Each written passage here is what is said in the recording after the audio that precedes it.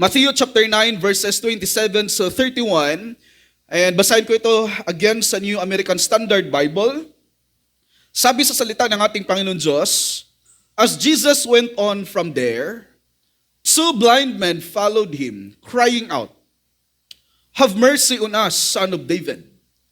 When he entered the house, the blind men came up to him, and Jesus said to them, "Do you believe that I am able to do this?" They said to him, "Yes, Lord." Then he touched their eyes, saying, "It shall be done to you according to your faith." And their eyes were opened, and Jesus sternly warned them, "See that no one knows about this." But they went out and spread the news about him throughout all that land. Let us bow down our heads at mananalangin tayo. Panginoong Diyos, nagpapasalamat kami sa inyong biyaya sa aming mga buhay, na napakasagana, O Diyos. At ang aming kaligtasan, Panginoon Diyos, ay batay po sa inyong napakadakilang grasya sa aming mga buhay. Kung hindi sa pamamagitan ng inyong biyaya, Panginoon Diyos, ang bawat iisa sa amin, Panginoon, for sure, ay walang kahit sino man na lalapit sa inyo, Panginoon. Dahil ang aming response, O God, sa paglapit sa inyo, ay isa po itong resulta sa dakilang biyaya na aming natatanggap sa pamamagitan po ninyo, O Diyos. Ang aming pananampalataya, O Diyos, ay regalo mula sa inyo. Ang aming repentance, Panginoon Diyos, ay mula sa inyo. Kaya walang kahit sino man, O Diyos, na nasa pananampalataya na ipagmamalaki namin ang aming mga sarili dahil ang meron sa amin, Panginoon Diyos, ay regalo po mula sa inyo, Ama. Kaya nandito kami, O Diyos, sa umaga na ito, nais naming magpapasalamat, O Diyos, sa mabuting balita. Dahil inihayag, O Diyos, ng mabuting balita na ang bawat isa sa amin, Ama, ay papunta na sana sa gate sa hell, O Lord. But because of your great mercy sa bawat isa sa amin, O Diyos, sa inyong mga pinili noong una pa man, ay tinawag ninyo kami sa pamamagitan ng mabuting balita at ang iyong banal na Espiritu ang siyang nag-udyok sa amin, O Diyos, na lalapit, tanggapin ang mabuting balita at sasampalataya sa inyo, Panginoon. May this morning, O God, na mauunawaan ng bawat isa sa amin, Panginoon Diyos, na ang aming pagkita o sa aming pananaw, O Diyos, na si Kristo ay napakadakila at kami ay mga makasalanan, naway maiintindihan namin, O Diyos, na ito ay bunga lamang po ng inyong grasya sa aming mga buhay at hindi po ito nagmumula o nag-o-originate sa bawat isa sa amin, Panginoon. May the name of Jesus Christ be exalted in this place, and may the saints of our Lord Jesus Christ in this morning ay mamumuhay ng humble, O Lord, katulad ng aming Panginoong Hesukristo. We bless you, O God. Thank you so much, Lord, for accepting us, O God, only in Christ Jesus. At maraming salamat, Panginoon, na ang righteousness ng aming Panginoong Jesus ay inyong idinamit sa bawat isa sa amin. At sa pamamagitan niyan, Ama, kami ay makakalakad ng matuwid, kami ay mamumuhay ng kabanalan dahil kay Kristo Jesus lamang. We praise you, Lord. All the glory and blessings, O God, belongs to your holy name alone. In Jesus' mighty name I pray. Lahat ay magsabi ng Amen. And Amen. Maupo ang bawat isa sa atin. Now, ang titulo sa ating pag-aralan ngayon, mga kapatid, is Jesus' Power Over Blindness. Ulitin ko po. Jesus' Power Over Blindness.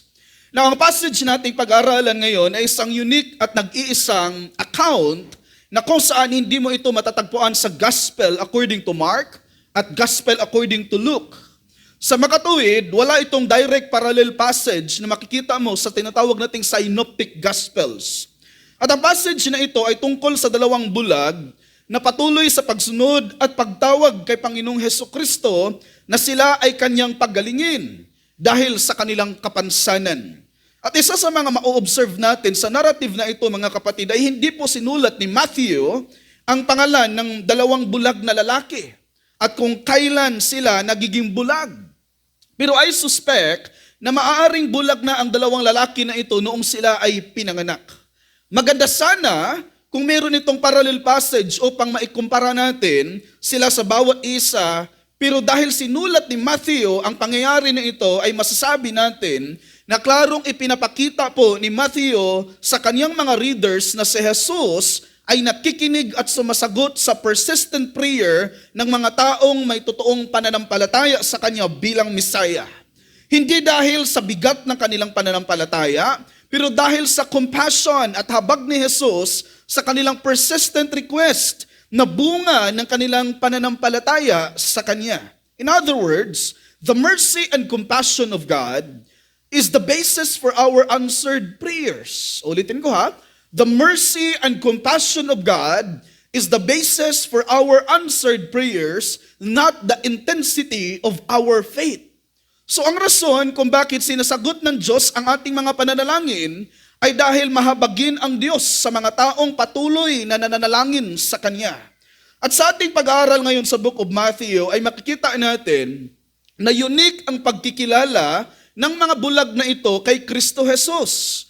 Dahil kinikilala nila at tinatawag nila si Jesus na Son of David, na ang ibig sabihin na si Kristo ay nagmumula sa angkan ni David at ang nakatukoy ito sa kanyang pagka-Misaya. Masasabi ko na ang dalawang tao na ito ay mga bulag nga sila physically, pero nakikita nila ang katotohanan tungkol kay Kristo na hindi nakikita ng mga taong nakakakita physically kung sino at ano ang ating Panginoong Hesukristo. Sa ibang salita mga kapatid, hindi ibig sabihin na ang isang tao ay nakakakita sa mga bagay na nandito sa mundo physically ay spiritually alive na sila. Dahil maraming mga tao ngayon ang nakakakita sa mga bagay na nandito sa mundo, ngunit walang totoong pagkikilala sa Panginoon.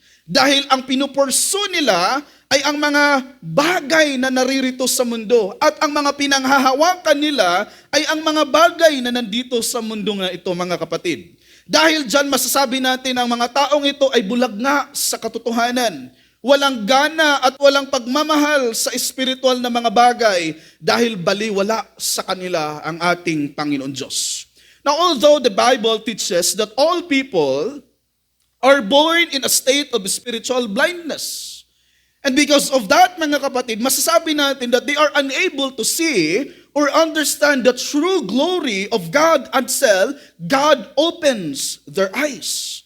Huwag nating kalimutan na ang spiritual condition natin noong tayo ay wala pa kay Kristo Jesus ay parang naglalakad tayo sa sobrang dilim at hindi alam kung saan pupunta dahil bulag nga tayo dati sa katotohanan tungkol sa ating buhay na Panginoon Diyos. Kaya sabi pa ni John Calvin sa kanyang libro na Institutes of the Christian Religion, sabi po niya, we are naturally blind, sabi niya, and the word cannot penetrate our mind unless the Spirit, that eternal teacher, by His enlightening power, make an entrance for it. Sabi pa niya, human reason alone cannot fully grasp spiritual truth without the inner help of the Holy Spirit. So ibig sabihin pala ang pagtanggap sa mga bagay patungkol sa ating buhay na Panginoon Diyos, sa mga bagay na espiritual, ay hindi ito bunga sa katalinuhan ng isang tao. Kasi sa katotohanan nga niyan mga kapatid, maraming mga tao ngayon na matatalino sa kanilang mga pag-aaral, grabe yung mga academics na mga achievements na meron sila mga kapatid, pero patay spiritually at hindi nila nauunawaan yung salita ng ating buhay na Panginoon Diyos. Bakit nga ba? Katulad ng sinabi ni John Calvin mga kapatid. Sabi pa niya, ulitin ko, we are naturally blind and the word cannot penetrate our mind unless the Holy Spirit, that eternal teacher, by His enlightening power, make an entrance for it. So ang tanong nito ngayon sa bawat isa sa atin, bakit hindi kayang unawain ng natural man ang salita ng Diyos na hindi sa pamamagitan ng illuminating power of the Holy Spirit? Again, ang pinaka-problema because of spiritual blindness. Why? Because people are born with a natural inability to perceive divine truth on their own. The reason why men cannot see the things about God is because of being dead spiritually. At si Pablo mismo mga kapatid, nagde-declare nito in the book of Ephesians chapter 2 verses 1 to 3. Paul says, and you were dead in your trespasses and sins, in which you formerly walked according to the course of this world, according to the prince of the power of the air, of the spirit that is now working in the sons of disobedience. And among them, we too all formerly lived in the lust of our flesh, indulging the desires of the flesh and of the mind, and were by nature children of wrath, even as the rest. Kaya nga paalala sa bawat isa sa atin, kapag kayo ay mag-share ng gospel, huwag niyong i-assure yung mga tao na kakashare mo lang, sasabihan mo sa kanila na ikaw ay anak ng Panginoon Diyos. That's not true. Sapagkat lahat ng tao, kung wala ito kay Panginoong Jesucristo, base pa sa verse 3 mga kapatid, children of wrath sila. At tingnan natin ang mga passage na ito sa verses 1 to 3. Do not forget this. Ang pinaka-clue talaga dito para mauunawaan natin yung bigat sa kasalanan natin noong tayo ay wala pa kay Kristo is no other than those words that are past tense. So verse 1, sinabi ni Paul, you were dead. He was talking to the Ephesian church na ngayon born again na. Kaya ginagamit dito ni Paul na tense mga kapatid is that you were dead. In what? In their trespasses and sins. At sa verse 2 naman, sabi pa niya, you formerly walk. No? That's another past tense. At pagdating natin sa verse 3 mga kapatid, sabi niya, among them we too, kasali ang kanyang sarili, all formerly lived. That is a past tense again. Another na makikita natin din na mga passage mga kapatid, tungkol sa katotohanan na hindi natin kayang unawain ang salita ng Panginoon Diyos by our own selves, apart from the help of the Holy Spirit, is in the book of 2 Corinthians chapter 4 verses 3 to 4. 2 Corinthians 4, 3 to 4. Sabi sa salita ng Panginoon Diyos, if the good news we preach is hidden behind a veil, it is hidden only from people who are perishing. Grabe, no? Verse 4 says, Satan, who is the god of this world, has blinded the minds of those who don't believe. They are unable to see the glorious light of the good news. They don't understand this message about the glory of Christ, who is the exact likeness of God. Yan yung isang katotohanan mga kapatid na makikita natin sa sinasabi sa salita ng ating buhay na Panginoon Diyos. And I want you to note this mga kapatid, na ang mga taong ayaw pasakop sa Panginoon, ang sinusunod nila no other than but Satan. Is that clear ba, mga kapatid? Ulitin ko, ang bawat iisa o ang bawat tao na ayaw magpapasakop sa ating buhay na Panginoon Diyos, ayaw sumunod sa ating Panginoon Diyos, that person is worshiping Satan at all. Are we clear? Bakit nga ba? Kasi nga ayaw niya sa Panginoon Diyos at si Satanas, mga kapatid, ay ayaw niya ring sumunod sa Panginoon Diyos. And those people na ayaw sumunod sa ating Panginoon Diyos, those people are, masasabi natin, they are worshiping Satan at all. Right? Now, another na makikita natin, that's why the Holy Spirit is very needed sa salvation ng tao. Yung role ng Holy Spirit ay napakahalaga nito. Because the Holy Spirit acts as an internal teacher who opens the mind and grants understanding. Sa unang Korinto chapter 2 verse 14, sabi pa, sapagkat ang taong hindi nagtataglay ng Espiritu ay hindi kayang tumanggap ng mga kaloob mula sa Espiritu ng Diyos. Para sa kanila, kahangalan ang mga iyon at hindi nila nauunawaan, sapagkat ang mga bagay na ito ay nauunawaan lamang sa tulong ng Espiritu. Nakikita natin, now, Paul here was talking to the Christian church, mga kapatid. Pero sinasabi pa rin ni Pablo sa loob ng iglesia, mga kapatid, sa kanyang pagsusulat, sabi niya, sapagkat ang taong hindi nagtataglay ng Espiritu ay hindi kayang tumanggap ng mga kaloob mula sa Espiritu ng Diyos. Ibig sabihin pala, yung mga tao na merong banal na Espiritu Santo ng ating Panginoon Diyos, they have what? Spiritual gifts. From saan galing? Wala nang iba kundi sa banal na Espiritu Santo ng ating buhay na Panginoon Diyos. Kaya nga ang totoong Kristiyano, na-appreciate niya yung providence ng Panginoon sa life niya. Na-appreciate niya yung kabutihan ng ating buhay na Panginoon Diyos. Na-appreciate niya kung paano siyang lumalakad dahil sa tulong ng banal na Espiritu Santo ng ating Panginoon Diyos. Pero ang isang tao na walang banal na Espiritu Santo ng Panginoon Diyos, kahit naman lang sa mga maliliit na ginagawa ng mga believers, kahit sa pagtitipon, walang halaga sa kanya yan. Bakit nga ba? Nonsense sa kanya yan. Pero sa mga believers, essential ito sapagkat utos ito sa salita ng ating buhay na Panginoon Diyos. Another is in the book of 2 Corinthians chapter 4 verse 6.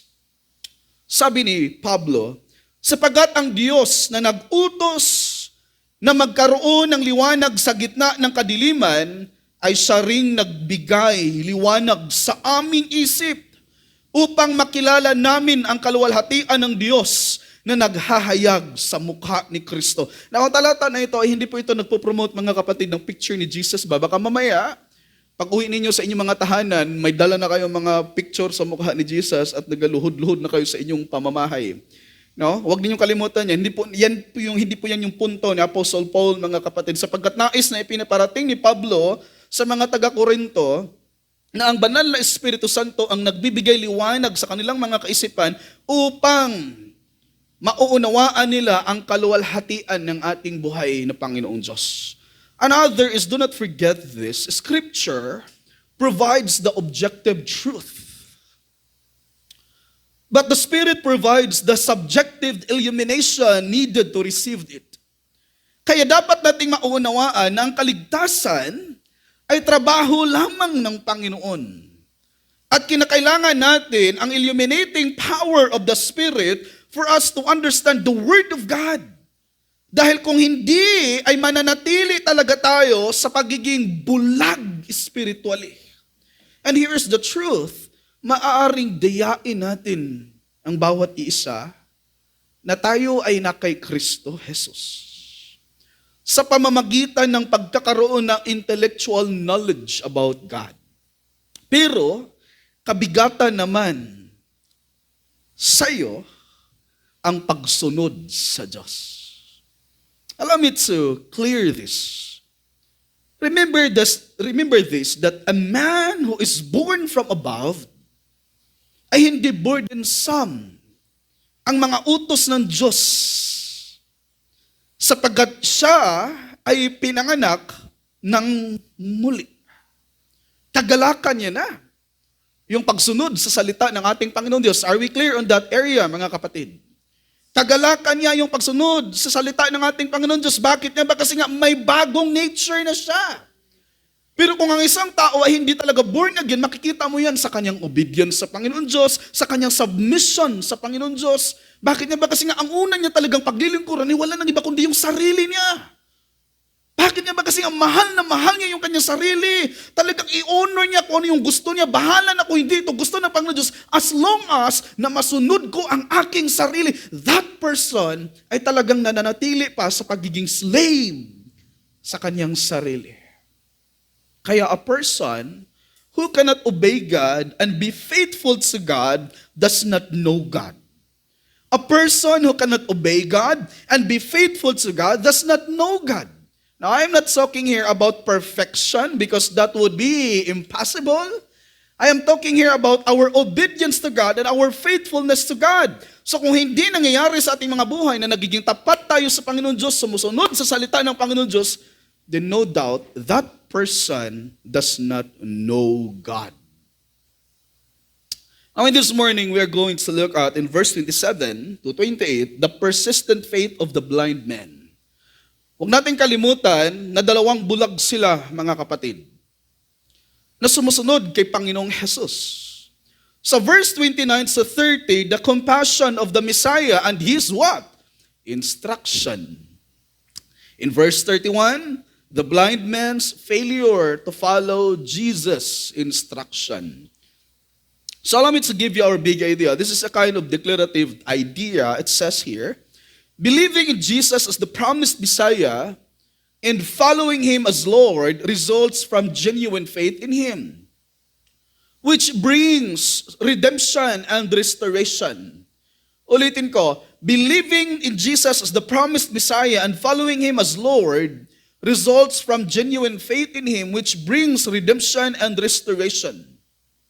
Now, ang mga talatang pag-aaralan natin ngayon ay tungkol sa pagsunod kay Jesus at ang pagkakaroon ng pananampalataya sa Kanya ay talagang nagdudulot ng pagpapagaling at naghahayag kung sino siya.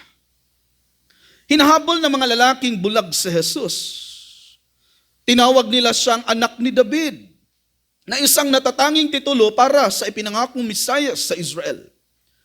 Nang tanungin sila ni Jesus kung naniniwala ba sila na kaya silang pagalingin ng ating Panginoong Jesucristo, ay sumagot sila na, "Oo, Panginoon." At that moment, ay pinagalinga sila ni Jesus dahil sa compassion, mercy, na sila ay nagtitiwala sa Kanya. Sa makatuwid, ang totoong pagtitiwala kay Jesus ay nagdudulot ito ng totoong healing, both spiritually and physically, sa dalawang bulag. Alam nating lahat kung bakit pinagaling sila ni Jesus at that very moment dahil sa nais na ipakita ni Jesus na siya ay Diyos. At ang confession ng mga bulag sa Kanya tungkol sa Kanyang pagiging Son of David ay ang pagpapatotoo sa pamamagitan ng pagpapagaling sa kanila na siya talaga ang Messiah na mula sa lineage ni David, by extending what? His compassion to these blind men. Now, instead that the Israelites should believe in Him, but they were doing the opposite. At hindi sila naniniwala sa Kanya dahil sa kanilang mali na interpretasyon kung sino at ano si Kristo Jesus. Kaya napakaganda ng sinasabi ni Kevin DeYoung, mga kapatid, tungkol sa dahilan kung bakit hindi tinanggap si Jesus ng mga Israelita as the Messiah. At sabi pa ni Kevin DeYoung, the Jewish leaders disliked and eventually grew to hate Jesus for many reasons. Look at that. Marami silang dahilan, marami silang rason kung bakit galit sila kay Kristo. Sino yung mga tao na yun? Yung mga Jewish leaders. Mark chapter 15 verse 3 says, the chief priest accused Jesus of many things. They were angry with him for upsetting their traditions and some of their scruples about the law. They looked down on him for eating with sinners and associating with those deemed unclean or unworthy. But most of all, they hated Jesus because he claimed to be from God. And as time went on, dared to make himself equal to God. Kung intindihin mo ng maayos ang statement na yan, masasabi natin, that's why they hated Jesus. That's why the crowd turned on him. That's why Jesus was put to death. The Jewish leaders could not recognize Jesus' divine authority and identity. Why? Because jealousy was no doubt part of it. In Matthew 27 verse 18. But deeper than that, they simply did not have the eyes to see or the faith to believe that Jesus was the Christ, the Son of the living God. That's why in all four Gospels, when the opposition against him reaches its climax, Jesus is not charged with being too welcoming to outsiders, but with being a false king, a false prophet, a false Messiah. And less clearly in John 18:9-24, they killed Jesus because they thought he was a blasphemer. Ganon, mga kapatid. Kaya as we follow Jesus Christ, do not expect that the world will love us. As you follow Jesus, nakikita niyo sa inyong sarili, the more ka, even sa social media, the more ka na nag-post tungkol sa Panginoon Diyos, the more din yung mga tao na tumatalikod sa iyo. Pero sa mga bagay na walang kabuluhan, ang daming nagre-react, lalo na kapag mga gala, nag-my-day ka, ang daming views.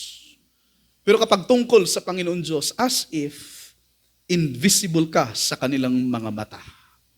Pero in Christ, our obedience, our faithfulness matters to Him. Amen? Matters to Him. So let us go on sa unang punto, mga kapatid, sa verse 27-28, which is the persistent faith of the blind men. Verse 27 says, as Jesus went on from there, so blind men followed Him, crying out, have mercy on us, Son of David. Nakikita niyo ang unang phrase dyan? Ang phrase na nagsasabing, as Jesus went on from there, ay ito yung pangyayari na kung saan si Jesus ay lumabas na sa bahay ni Jairus. Do you remember last Sunday in our topic, mga kapatid? Pagkatapos niyang binuhay ang anak ni Jairus na official sa synagogue. Sa makatuwid, ang storya na ito ay kadugtong sa pangyayari na pagbuhay ni Jesucristo sa anak ni Jairus na isang official leader sa synagogue. Ito yung transition, kumbaga, na kung saan si Kristo ay patuloy sa paglakad upang ipagpatuloy ang healing ministry ng ating Panginoon sa mga taong may totoong pananampalataya sa Kanya. And because of that, Jesus showed His compassion to them. Sabi sa verse 27, as Jesus went on from there, o sa kanyang pag-alis sa bahay ni Jairus, ano nangyari kasunod? Ay may 2 bulag na lalaki na sumunod sa kanya. Tinatawag siya na anak ni David. At nagmamakaawa na sila ay kanyang pagalingin. Now, note the word there, followed. Now, the Greek word for followed is akoloteo, which means to walk behind, accompany, or pursue someone physically, but it also carries a deeper spiritual meaning of becoming a disciple, holding fast to, and actively seeking help or guidance from Jesus with persistent faith. Now, kung unawain mo siya in context, ay masasabi mong ang 2 bulag na ito ay sumunod kay Jesus Christ sa kanyang likuran na may persistent faith at nagmamakaawa na sila ay kanyang pagalingin. Ang tanong na naman ngayon sa bawat isa sa atin, what do you mean by persistent faith? Persistent faith means holding on to trust in God and His promises without giving up, even when life is hard. That's what it means sa persistent faith. Isa sa mga na-observe ko sa talatang ito, look at that ang 2 tao na ito ay may kapansanan. Tama? Ang tanong lang, papaanong sumunod ang mga bulag na ito kay Jesus? Papaano? Hindi sinasabi dito na meron silang guide na sundin si Jesus sa daan na hindi sila mapapahamak. Nakikita na-imagine ba natin yung pangyayari na yan, mga kapatid?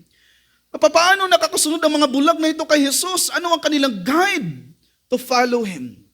Allow me to give you a little short background.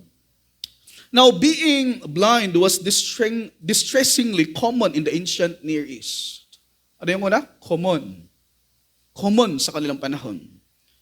During the time of Jesus, why? Because limited medical knowledge, harsh environmental factors, and poor hygiene meant that visual impairments and total blindness affected a significant portion of the population. Maaring ang cause ng kanilang pagkabulag sa mga panahong iyon ay dahil sa untreated bacterial eye infections, spread heavily by dust, glare, and flies, were rampant and frequently caused permanent scarring of the cornea. Ang iba naman ay pinanganak na bulag dahil sa congenital conditions or prenatal infections. At ang iba naman ay nabulag dahil sa bacterial eye infections. Ngunit, tandaan natin ito na sa panahon ni Jesus, ang pagiging bulag, again, ulitin ko, sa English pa common o kaya sa Tagalog, karaniwan. Now think about it that they don't have the modern medical treatments, specialized education or welfare systems. That's why most of them rely on alms and seated at the entrance of the temple for them to survive. At kung natatandaan ninyo, sa mga narrative sa Matthew, Mark, Luke, ay sa ibang passages ay ang pagiging bulag ay pinaniniwalaan nila ito na sa ancient days that physical disabilities, alam niyo ba kung ano? As a direct punishment for personal or parental sin. Adding heavy social isolation and shame to the physical hardship. So to understand it well, two blind men were outcast. They were outcast and rejected by many, but they have sight on Jesus. Look at that, They have sight on Jesus na wala sa mga taong nakakakita physically. Amen? Naiintindihan ba natin yung katotohanan na yun? Bulag nga sila physically, may mga kapansanan nga sila, pero meron silang sight. Nakikita nila spiritually kung sino at ano ang ating Panginoong Hesukristo. So balik tayo sa tanong. Papaanong nakasunod ang mga bulag na ito kay Jesus? Sabi sa Matthew, look at that. Two blind men followed him. Literally means that they were following Jesus from behind. And it could be that they were relying on the sound of his voice. Or the crowd, despite not being able to see Jesus. Masasabi natin, batay sa konteksto mga kapatid, na ang mga bulag na ito ay patuloy sa pagsunod kay Jesus at hindi na nanatili sa isang lugar kung saan sila mas komportable. In other words, their faith in Jesus ang nagbibigay kalakasan sa kanila nung sumunod kay Jesus kahit may kapansanan sila. Grabe naman yan. Bulak na nga. Sumunod pa kay Jesus. Ang iba, nagbulag-bulakan. At ang daming dahilan. Amen? Sabi ng iilan, ano naman kaya sunod ito? Ano naman kaya? Nakita ninyo? Ang totoong pananampalataya, kung sino ang ating Panginoong Kristo, ito yung nag-drive sa mga bulag, mga kapatid. Ito yung nag-push sa kanila na sila ay sumunod kay Kristo kahit may kapansanan sila. Kaya hindi ako naniniwala, pastor, hindi talaga ako makakasimba, pastor, kasi nga, pastor, ang layo kasi sa bahay namin. O ano pang sunod? Pastor, hindi ako makakasimba, pastor, kasi nga, bulag? Partida sa kanilang panahon, wala pang tricycle. Walang guide sila. Nagre-rely lang sila sa sound. Alam nyo ba na mga bulag, magaling silang makikinig? Marami akong bulag na nawi-witness, ang galing magigitara. No? Talo yung mga hindi bulag. Ang kanilang pagsunod kay Jesus ay bunga ng kanilang pananampalataya kung sino si Jesus. At sa kanilang pagsunod kay Kristo, ano ang kasunod mga kapatid? They were crying out. Now, the Greek word for crying out here is krazontes, from the verb krazo, which means to scream or to call out loud with high emotional intensity. This Greek word does not mean weeping or shedding tears. Rather, it describes a loud, persistent shout or public cry for help. In other words, when they were crying out for Jesus to have mercy on them, means that they believe that Jesus Christ can deliver them from being blind. Therefore, these two blind men believed that their only hope to see the light, to see the world, to be healed is no other than but Christ alone. And look at sa kasunod na sinabi ni Matthew. Ito ang sinabi ng dalawang bulag. Have mercy on us, son of who? David. Have you ever noticed that their description of who Jesus is was different from the others? Paano? Sila lamang ang merong unique na pagkakilala kay Jesus kung sino siya. When they were crying out for Jesus to have mercy on them, they called him, what? Son of David. Now, the word Son of David is a royal and religious title that means Jesus is the promised Messiah and rightful king from the family line of King David. By using this name, the blind men showed they believed Jesus had the God-given power to save and heal them. Grabe, no? Yan yung kanilang pagkikilala kay Panginoong Jesucristo. We know that the Old Testament scriptures promise that a special king from David's family would come to rescue God's people. Kaya nga tinatawag siyang Son of David. Therefore, these two blind men were following Jesus and crying out for mercy to him. Why? Because of their faith in him as the promised Messiah. Now, I could say this and note this. These two blind men could not see Jesus with their eyes, right? With their physical eyes. But God, in His mercy and in His grace, gave them the spiritual sight to see who Jesus really is. Ito yung pinakadakilang pagpapala sa mga bulag mula sa Panginoon. Na ano, pastor? Na nakikita nila si Jesus bilang promised Messiah. Na hindi nakikita ng mga taong physically nakakakita kay Kristo Jesus. Ang talatang ito ay naglalahad sa atin na hindi ibig sabihin na kung ang isang tao ay nakakakita sa mga bagay na nandito sa mundo, spiritually can see the spiritual things. In fact, the Bible tells us that people were blind to the truth, and it takes God's saving grace. It takes God's saving grace to reveal Himself so they can see who really Christ is. The Bible shows that humans could not see the truth on their own. Why? Because it takes God's grace to reveal His true identity to them. Ang tanong lang ngayon sa bawat isa sa atin, as we go on sa narrative na ito, nakikinig po ba si Jesus sa persistent faith ng mga bulag na ito? Yes. Look at sa verse 28. When He entered the house, tingnan niyo kung sino naman ang naruroon. The blind man came up to Him. And Jesus said to them, "Do you believe that I am able to do this?" They said to Him, "Yes, Lord." Grabe, no? Matthew here gives us another scene of the story by saying that when Jesus entered the house, now do you remember that in the previous verses that Jesus talks about the cost of following Him? Do you remember that? Do you remember sa ating topic na yun? Now, Jesus said in Matthew 8 verse 20, "The foxes have holes and the birds of the air have nests, but the Son of Man has nowhere to lay His head." Now, the words when He entered the house means that this is the base or headquarters of Jesus where He stayed in Capernaum. Now, sa pagdating ni Jesus sa bahay, kung saan siya nakabase o nakabase, ay sumunod pa rin ang dalawang bulag. Na-imagine niyo yan? Grabe naman tong mga bulag na to. And note this, that these two blind men were crying out as they followed Jesus and were asking Him to be merciful to them.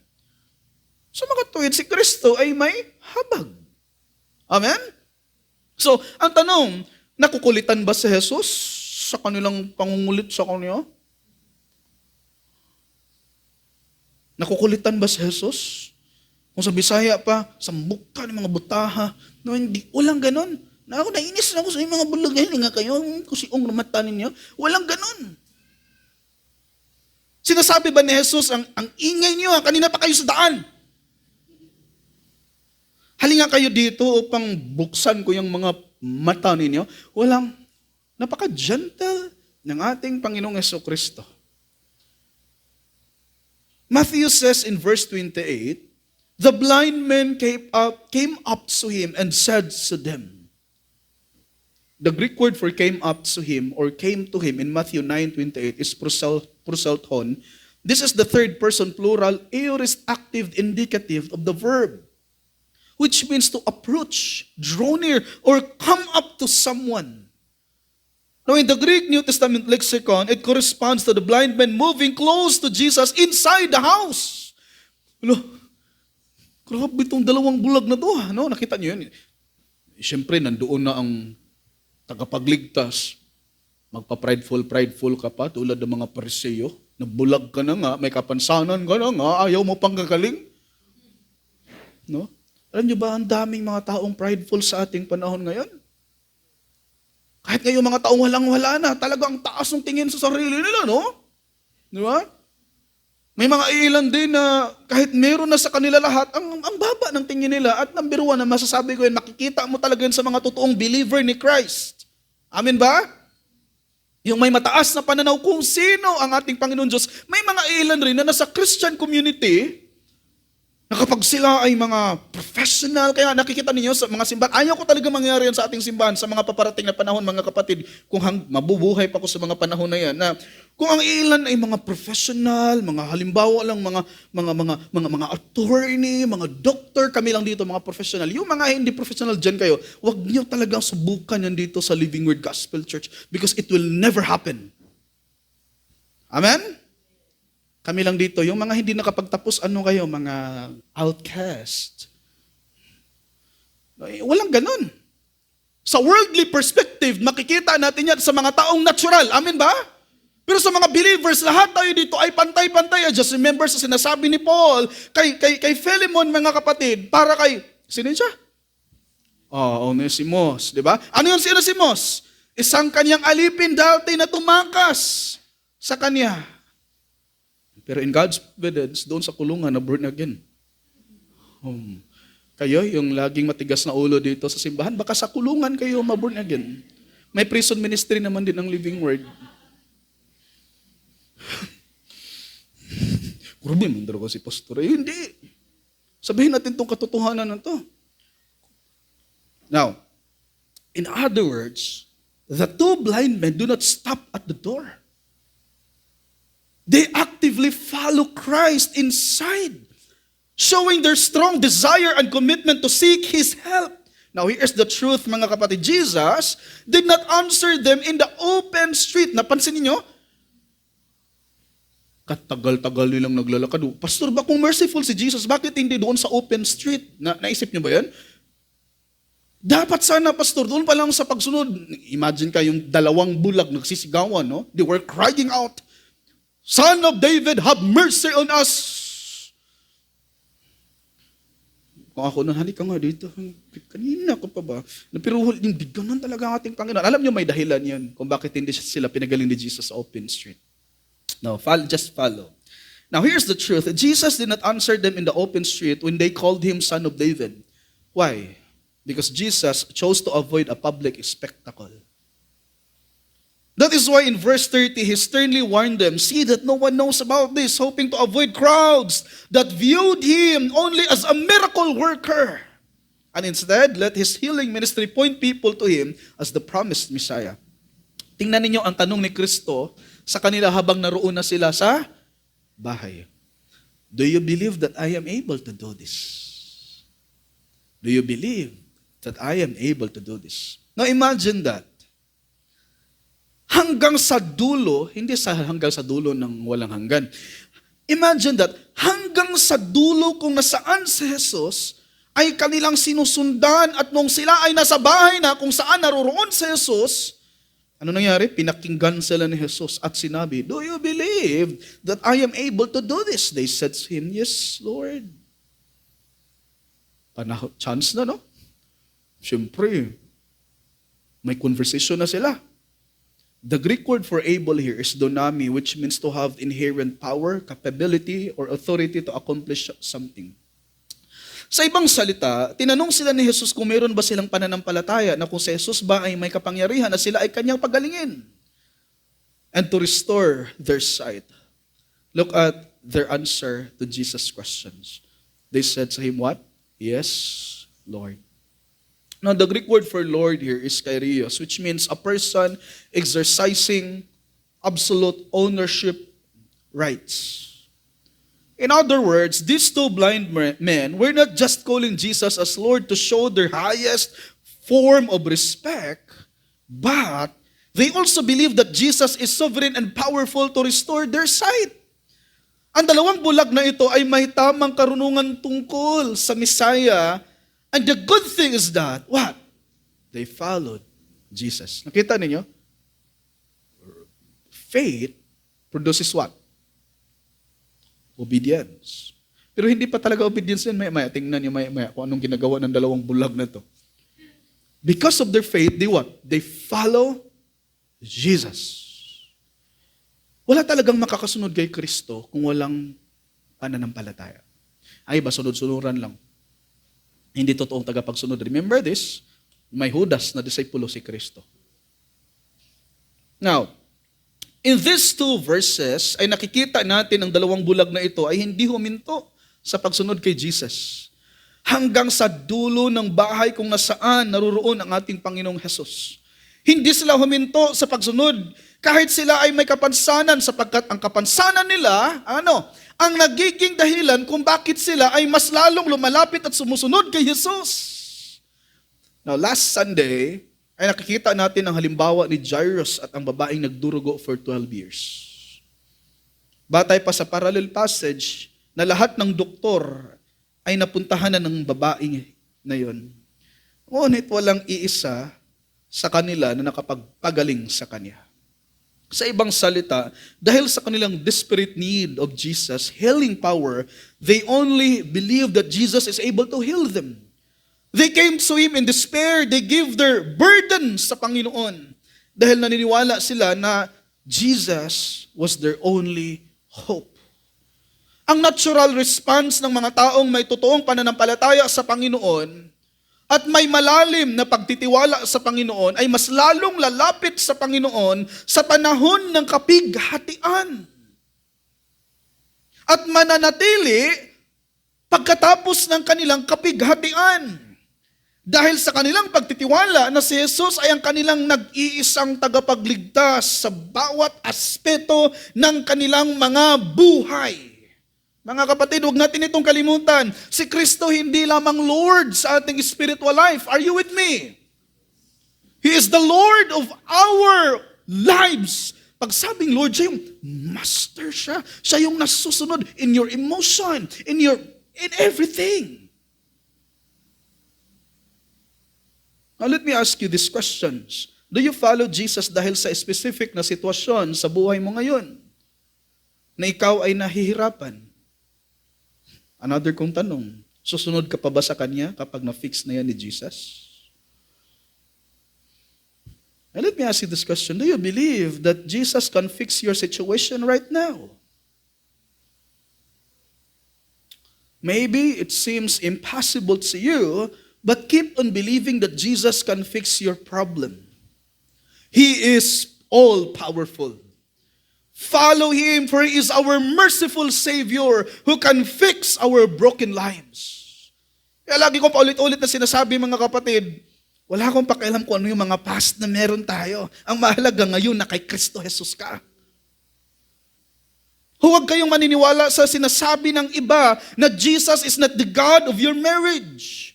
Jesus is not the God of your finances. Jesus is not the God of your problem. And Jesus is not the God of your study, because for them, alam niyo kung anong iniisip ng mga taong ito? Jesus is just a God of our justification. That's wrong. I beg to disagree. Why? Because He is Lord. He can fix your financial problem. He can fix your problem in marriage. And He can fix your life. All you have to do is what? To believe in Him. And be faithful to Him, for He is our great rewarder. Now the question is this. Did Jesus heal the two blind men? Did Jesus heal the two blind men? The answer is yes. Look at in verse 29 to 30, the compassion of the Messiah and His instruction. Tingnan niyo verse 29. Then He touched their eyes, saying, "It shall be done to you according to your faith." Now Matthew narrates that Jesus touched their eyes. Ano ang sinusulat ni Matthew? Sa pangyayari na ito, Jesus touched their eyes. Note this. When Jesus touched their eyes, it signified an intentional act of personal, physical compassion and intimate connection rather than a distant or casual touch. Sa kanilang kultura, touching a blind person showed a deliberate compassion, defying social stigmas that isolated disabled people. Now, these two blind men were receiving their sight from Christ through faith. Because of His compassion to them. The truth is that Jesus could have healed them with what? With just a spoken word. Alam niyo ba yan? Pwede mo sabihin ni Kristo, hindi ko kayo papansinin. Oh, I release power. Pero hindi ginawa ng ating Panginoong Jesus yan. Amen, mga kapatid? The truth is that Jesus, ulitin ko ha, could have healed them with just a spoken word, as He did in other miracles, katulad ng the servant of the centurion. But physical touch signifies that when a person believes in Jesus, they experience the intimate presence of Christ. At ano ang sinabi ni Kristo habang niyakap niya ang kanilang mga mata? It shall be done to you according to your faith. It means what? It means that Jesus granted their faith, for they trusted Him that He has the power to restore their sight. You know what? Because of their faith, Jesus responds to them. Jesus responds to faith. Jesus restores their eyesight. It shall be done to you according to your faith is an aorist imperative, which means that this was immediately implemented. Now, note this. These blind men were persistent, for they went right into the house where Jesus was staying. They knew Jesus could heal them, and they would nothing stop them from finding him. That's really faith in action. Amen? Faith in action. If you believe Jesus, that he is the answer to your every need, don't let anything or anyone stop you from believing that he can reach you to find him. Look at in verse 30, Matthew completed the story by saying, and their eyes were open. Grabe na. And their eyes were open.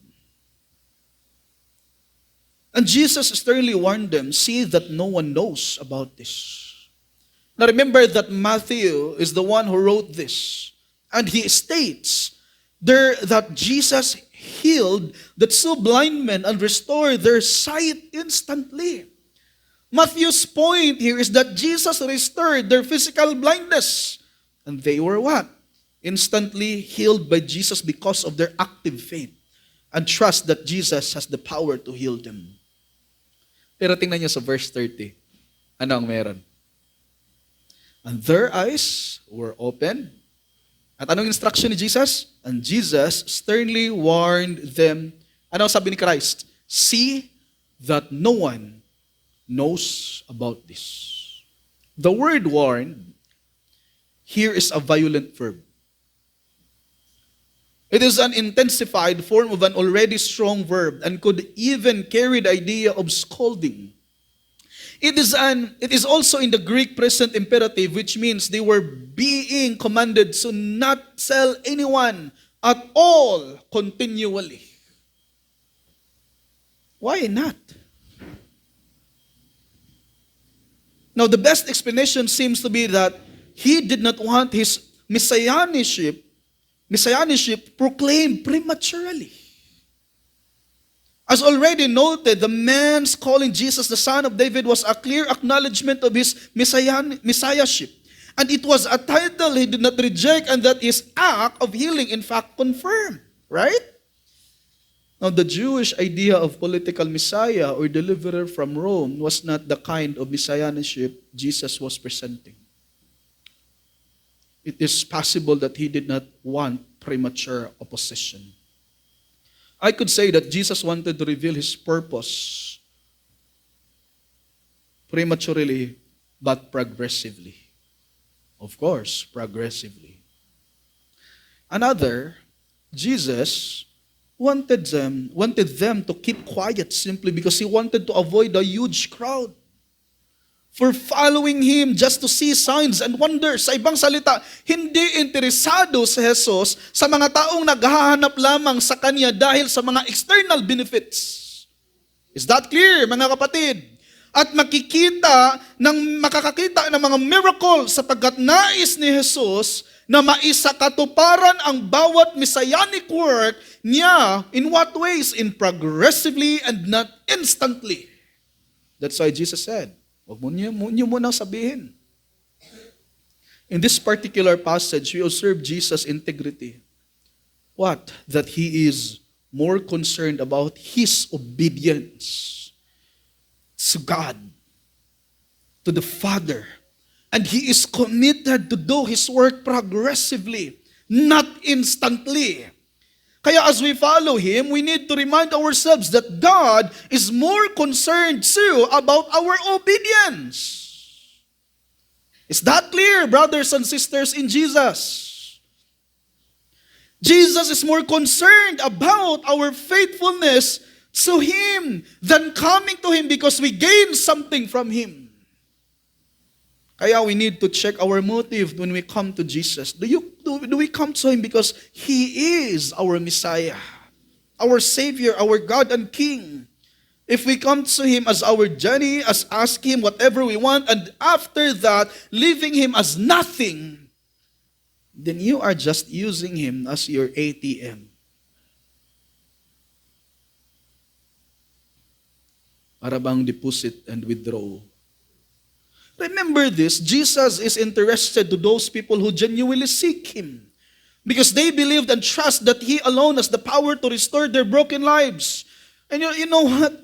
Jesus came to save the lost sheep. Amen? Now, I want you to understand this truth that their restoration of physical sight was just a bonus. Ano yan? Bonus of their healing from Jesus. For God revealed to them that He is the Son of David. Now maybe this blind man heard that the daughter of Jairus was resurrected by Jesus, right? Imagine ka, sa nakaraan pa nating pinag-uusapan, imagine ka na sa kanilang kultura, kapag may namamatay, mag-hired sila ng mourners. At yung mga mourners na yun, ay talagang lalakasan nila yung kanilang pagmumurn para na talaga marinig na nag-mourn sila. No? Tatawagin nila sa pangalan na ano?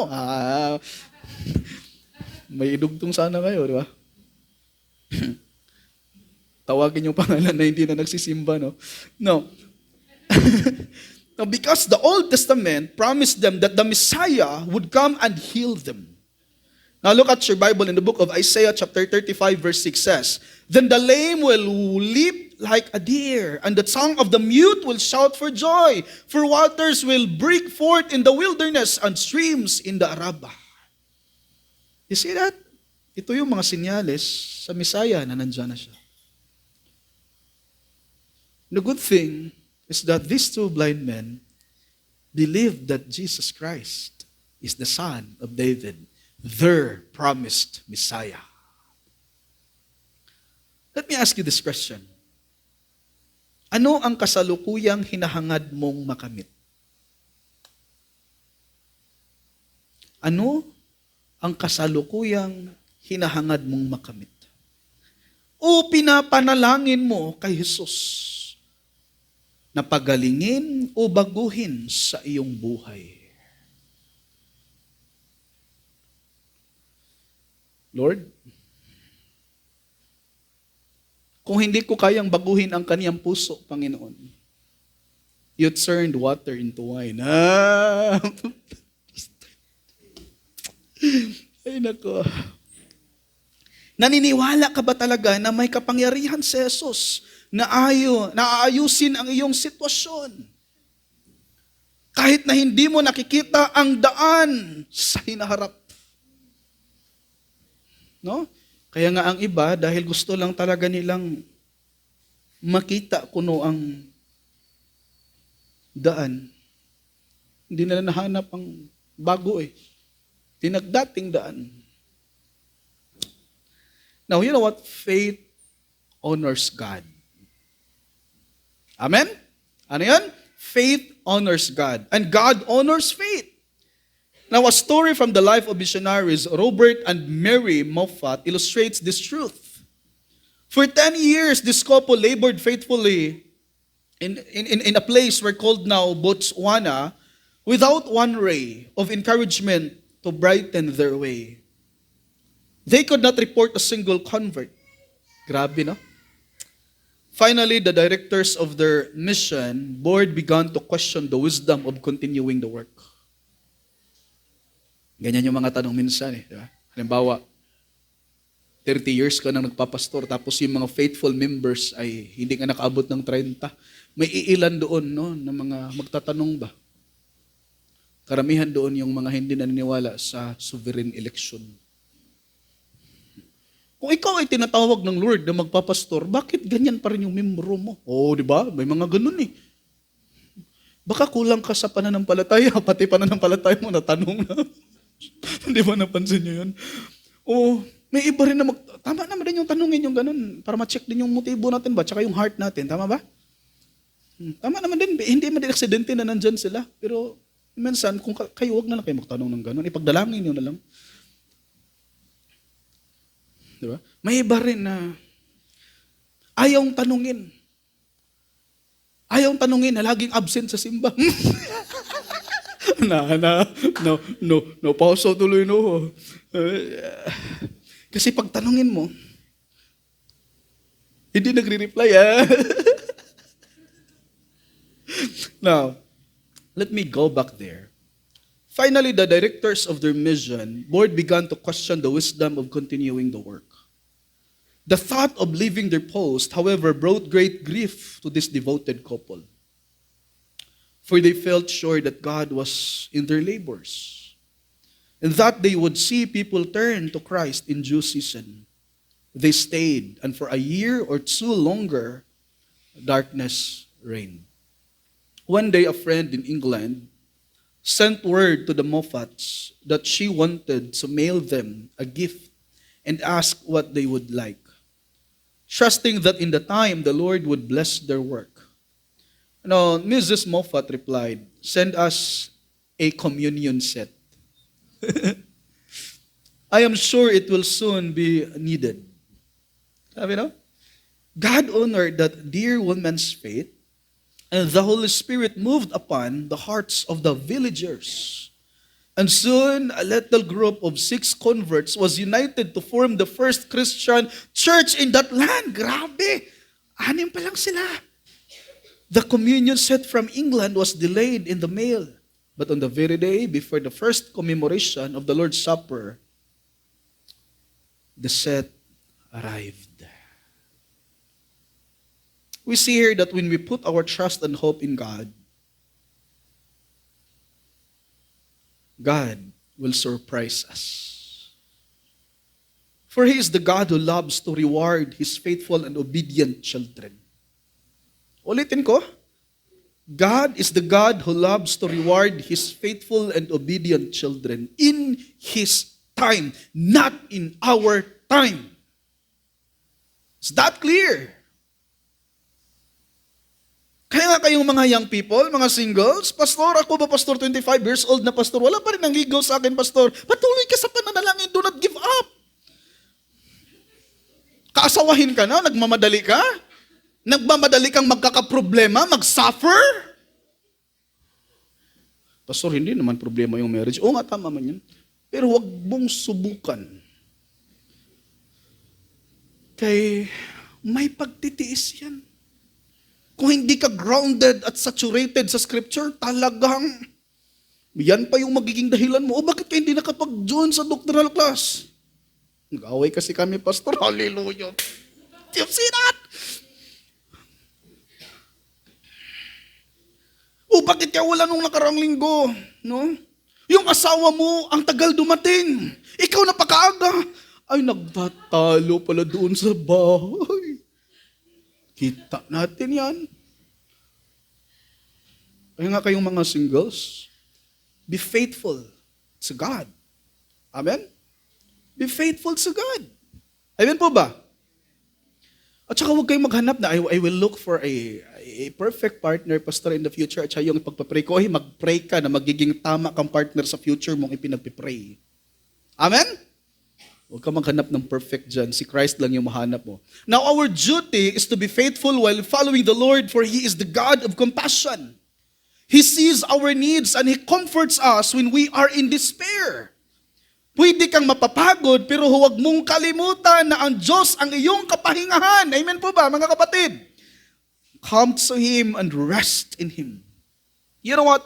Personally, I am tired physically, but the word of the Lord keeps on reminding me that Christ is my rest. Yan yung katotohanan na yun. So Sunday is really my best day to offer to God. Kung totoosin nga, hindi lamang sana ang Sunday yung ibibigay natin sa Panginoon Diyos, but every day. Kaya, mga kapatid, use your daily activity as your worship to God. Be grateful to Him and worship Him alone. Now, in the previous verses, which is in verse 30, in the previous verse, the Lord Jesus Christ commanded the 2 blind men when they received their healing, not to tell it to other people. Look at verse 31, mga kapatid. The blind men's failure to follow Jesus' instruction. It says here, but they went out and spread the news about Him throughout all that region. Now, in the previous verses, we are commending these 2 blind men, commend, for their example of following Jesus and their faith in Him as the promised Messiah in the line of David, but they were disobeying the Lord's mandate to them not to tell it to anyone yet. Not yet. Sadly, the 2 men did not see through Jesus' perspective. As a result, they made their very first failure after receiving their sight. Amen? They made their first failure after receiving their sight. Why not? Why not?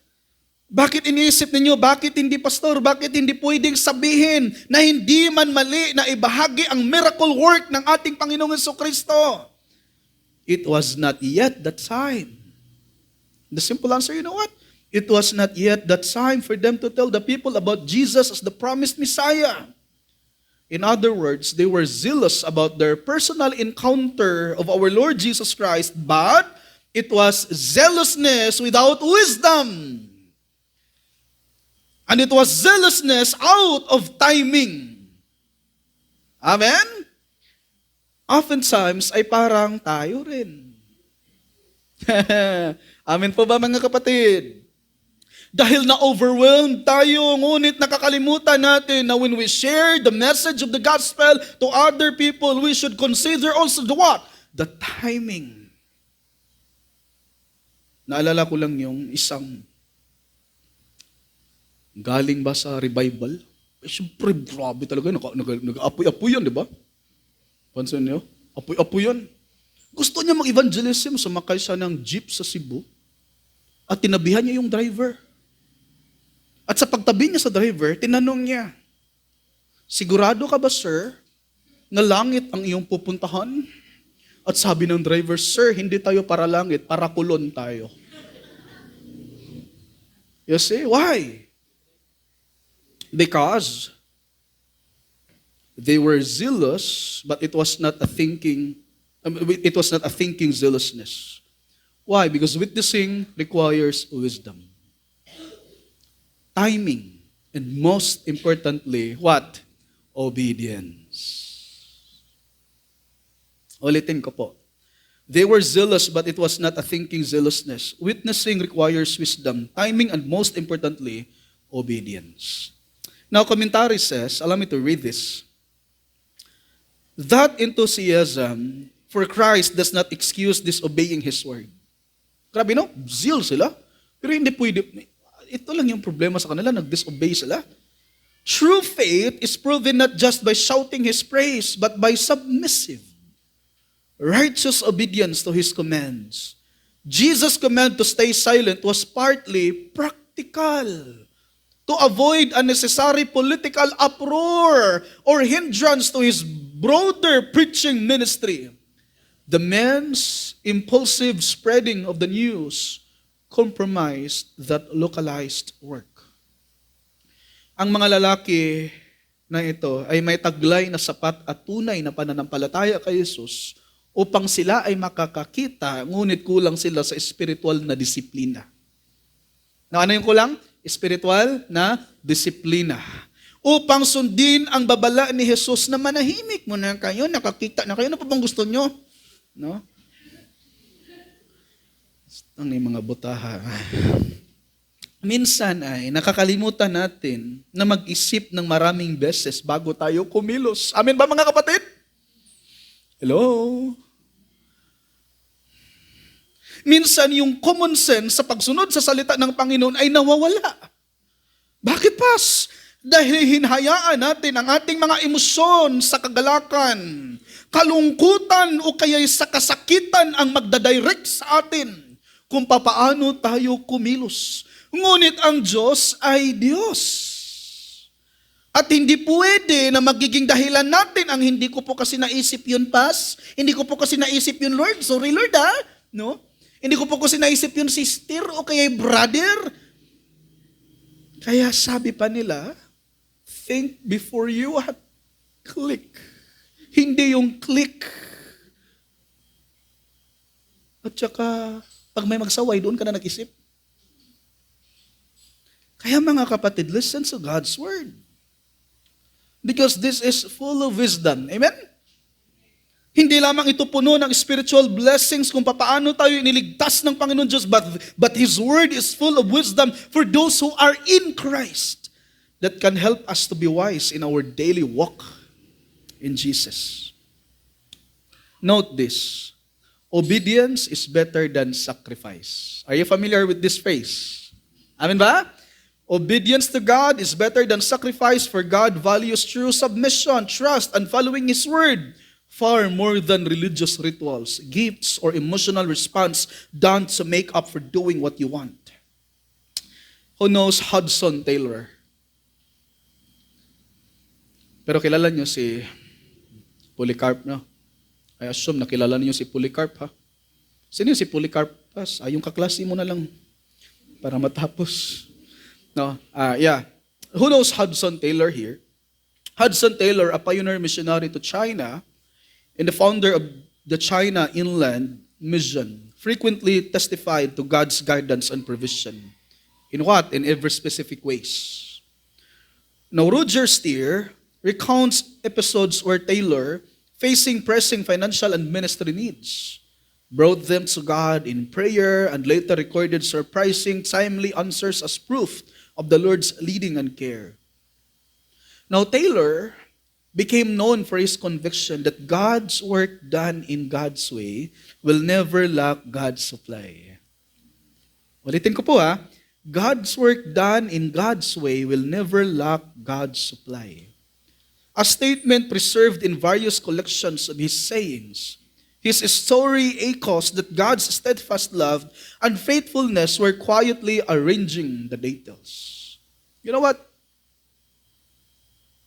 God's work done in God's way. You know what? Tapos, Pastor, God will never lack His provision.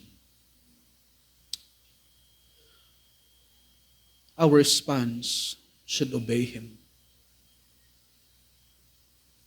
Obey Jesus. Obey Him. Maraming mga bagay na ginagawa natin sa ating pamilya na mapapakita at makikita ng mga kapamilya natin na tayo ay sumusunod sa Panginoon. You know what? Taylor became known for his conviction that God's work done in God's way will never lack God's supply. A statement preserved in various collections of his sayings. His story echoes the servant in Genesis 24 as he walked forward in obedience. You know that man. He discovered that God's steadfast love and faithfulness were quietly arranging the details.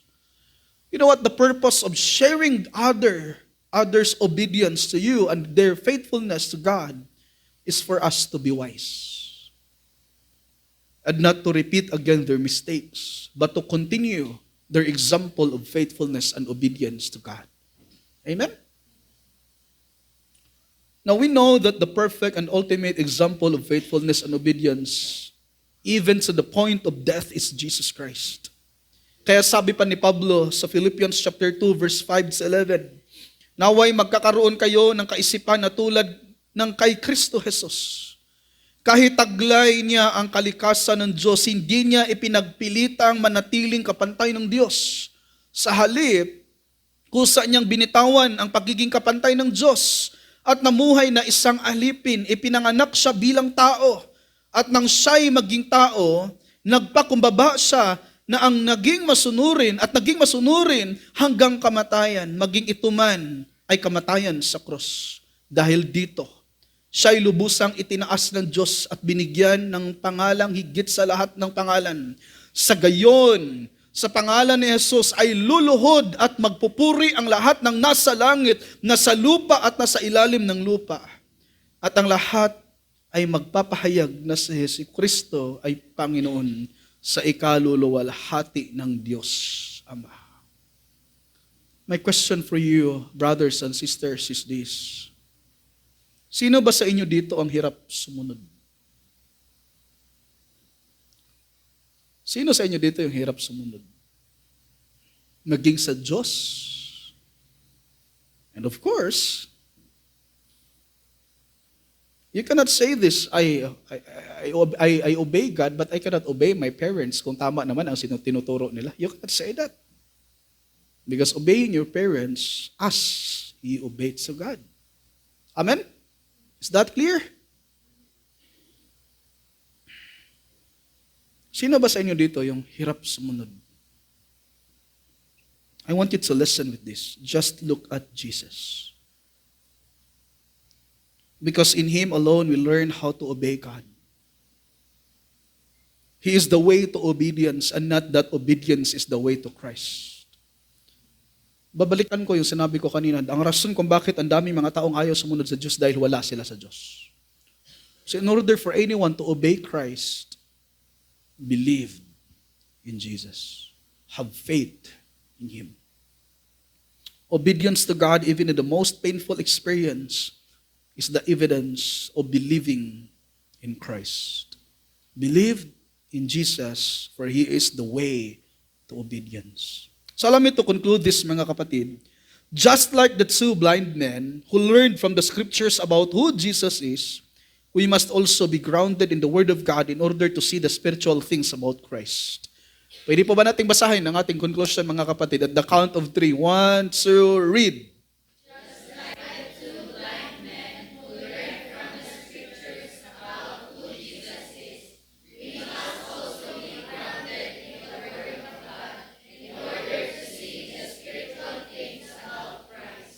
Let us bow down our heads and let's pray.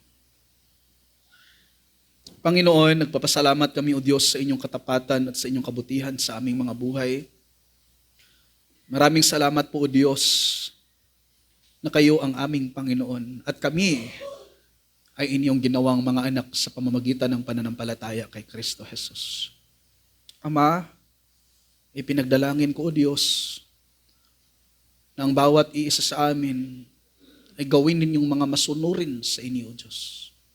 Kahabagan ninyo ang aming mga desisyon, ang aming mga iniisip, Panginoon, naway magiging dakila ka, O Diyos, sa aming mga kaisipan, sa aming mga iniisip, Lord, sa mga bagay na aming ginagawa.